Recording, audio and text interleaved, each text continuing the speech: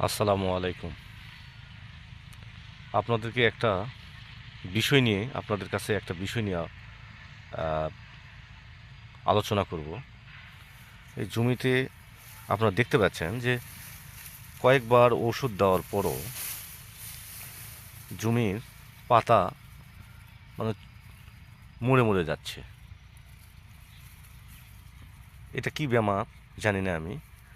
আর ভিতরে ঝাপসা, মানে পচারি রোগের মতো, মানে থোপসা পড়ে গেছে। এই বেমারটার নাম কি? পচরা রোগ বলে না খোস পচরা বলে? এ বিষয়ে আপনাদের কাছে আমার জানার বিষয়। বর্তমান ধানের অবস্থান দেখুন।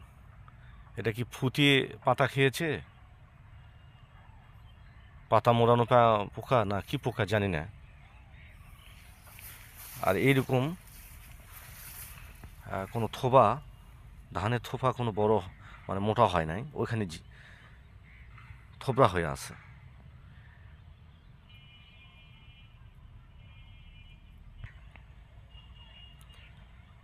জমির দৃশ্য।